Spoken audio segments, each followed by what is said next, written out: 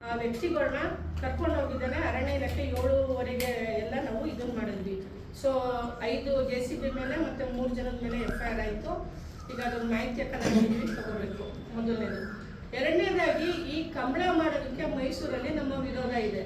ಕಾರಣ ಇಷ್ಟೇ, ನಾನು ಮಂಗಳೂರು ಕಡೆಯವ್ರಿಗೆ ಫೋನ್ ಮಾಡಿ ವಿಚಾರ ತಿಳ್ಕೊಂಡೆ. ಆ ಕಂಬಳ ಮಾಡೋ ಜಾಗಕ್ಕೆ ಯಥೇಚ್ಛವಾಗಿ ನೀರು ಬೇಕು, ಮೃದುವಾದ ಮಣ್ಣು ಬೇಕಂತೆ ನಮ್ಮಲ್ಲಿ. ಅದೇ ಗದ್ದೆ ಮತ್ತೆ ಅಲ್ಲಿ ಗದ್ದೆ ಫಲವತ್ತಾಗಿ ರೈತರುಗಳಿದ್ದಾರೆ, ನಾವು ಹೇಳೋದು ಗೊತ್ತಿಲ್ಲ. ನಾನು ತಿಳ್ಕೊಂಡೆ ವಿಚಾರನ, ಗದ್ದೆ ಫಲವತ್ತಾಗಿ ಬರಲಿ ಅಂತೇಳಿ ಅವಾಗ ಆ ರೀತಿ ಮಾಡ್ತಾ ಇದ್ರಂತೆ. ಆ ನಂತರ ಕಂಬಳಕ್ಕೆ ತಿರುಗಿದೆ ಅದು.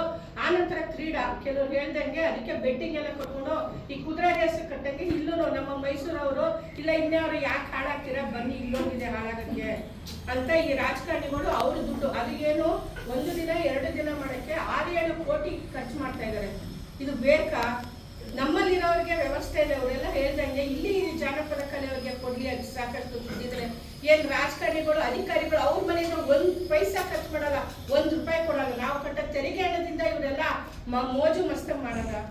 ಮೈಸೂರಿನವರು ಯಾರಿಗೂ ನಮಗೆ ದಸರಾ ಬಂತು ಅಂದ್ರೆ ಮನೆ ಒಳಗೆ ಗುಬ್ಬಚ್ಚಿ ತರ ಔಚ್ಕೊಳಂಗಾಗಿದೆ. ನಮ್ಮ ಮನೆಯಿಂದ ಒಂದೇ 100 ಮೀಟರ್ ಸರ್ಕಲ್ ಅಷ್ಟೇ ಹೋಗೋದಕ್ಕಾಗಲ್ಲ, ಅದರಿಂದ ಆಚೆ ಹೋಗೋಕ್ಕಾಗಲ್ಲ.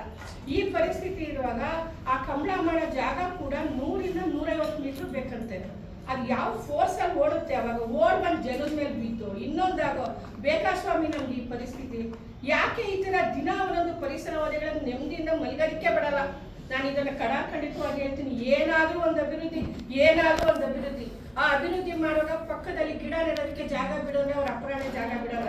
ಆ ಅರಣ್ಯ ಇಲಾಖೆಯವರು ಅದನ್ನು ಕೇಳಿ ಪ್ಲಾನ್ ಕೊಟ್ಟಾಗ ಅಂತೀನಿ, ಅವರು ಬಾಯಿ ಬಿಡಲ್ಲ. ಪರಿಸರವಾದಿಗಳು ಜೀವ ಇರೋವರೆಗೂ ನಾವು ಅದಕ್ಕೆ ಉಸಿರಿಗಾಗಿ ಹೋರಾಟ ಮಾಡ್ತೀವಿ, ನಾವಂತೂ ಬಿಡಲ್ಲ. ಸೊ ಹಾಗಾಗಿ ಆ ಜಾಗದಲ್ಲಿ ಈಗ ಮತ್ತೆ ಅರಣ್ಯ ಇಲಾಖೆ ಅನುಮತಿ ತಗೊಂಡು ಆ ಸ್ಕ್ರಬ್ನೆಲ್ಲ ಕ್ಲೀನ್ ಮಾಡ್ತಾ ಇದ್ದಾರೆ. ಅದಕ್ಕೆ ಒಬ್ಬರನ್ನ ಬಿಟ್ಟು ಇದ್ದಾರೆ, ನಮ್ಗೆ ಮಾಹಿತಿ ಬಂತು. ಇಲಾಖೆಯಿಂದ ಒಬ್ಬ ಗಾರ್ಡ್ ಇದ್ದಾನೆ. ಮರ ಕಟ್ ಮಾಡ್ತಿಲ್ಲ. ಸರಿ, ಮರ ಕಟ್ ಮಾಡಿದ್ರೆ ಹಿಂಗೆ ಪಕ್ಕದಲ್ಲೂ ಕೋಣೆ ತಿರುಗಿ ಹೋಗುತ್ತಾ? ಕಣ್ಣು ಕಾಣ್ದಂಗೆ ಏನಾದ್ರೂ ಅವರು ಮರ ಕಡಿಬೋದು, ಆ ಥರ ವ್ಯವಸ್ಥೆ ಇರುತ್ತೆ. ಇನ್ನೊಂದಾಗುತ್ತೆ. ಸೊ ಹಂಗಾಗಿ ಎಂಥದ್ದು ಅಶೋಕ್ ರೈ ಬಂದು ಸ್ಥಳ ವೀಕ್ಷಣೆ ಮಾಡಿ ಹೋಗಿದ್ದಾರೆ ಇದಕ್ಕೆ ಅಂತಾನೆ. ಆದ್ರೆ ಇನ್ನೊಬ್ಬ ಅಧಿಕಾರಿ ಹೇಳ್ತಾನೆ ಇಲ್ಲ ನಾವು ಕ್ರೀಡಾಂಗಣ ಸ್ವಚ್ಛತೆ ಮಾಡ್ತಾ ಇದೀವಿ ಅಂತ. ಭಾಸ್ಕರ್ ರಾವ್ ಯುವ ಭಾಸ್ಕರ್ ನಾಯ್ಕ. ಸರಿ, ಅವ್ರಿಗೆ ಹೇಳಿದೆ ನಿಮ್ದು ದಾಖಲೆ ಕೊಡಿಯಪ್ಪ, ನಿಮ್ಗೆ ಆಗಿರೋಂಥ ದಾಖಲೆ ಕೊಡಿ ಅಂತ ಕೇಳಿದ್ರೆ ಸರ್ಕಾರದಿಂದ ಆಗಿದೆ. ಮತ್ತೆ ಏನ್ ನೀವು ಎಜುಕೇಟೆಡ್ ಆಗಿ ಸರ್ಕಾರದಿಂದ ಆಗಿದೆ, ಮೂಡಾದವ್ರು ಕೊಟ್ಟಿಲ್ಲ. ಹಂಗಾಗಿ ಬನ್ನಿ ನಾವು ಎಲ್ಲರೂ ಹೋಗ್ಬಿಟ್ಟು ಎಲ್ಲ ಕಡೆ ಒಂದೊಂದು ಟೆಂಟ್ ಹಾಕೊಂಡು ದಬ್ಬೆಲಿ ಕುತ್ಕೊಂಡು ಕೂತಿರೋಣ ಅಲ್ವಾ? ಯಾಕೆ ಈ ರೀತಿ ಹಾಳು ಮಾಡ್ತಾ ಇದ್ದಾರೆ ನಮ್ಮ ಮೈಸೂರನ್ನ ಅಂತ ಗೊತ್ತಾಗ್ತಾ ಇಲ್ಲ.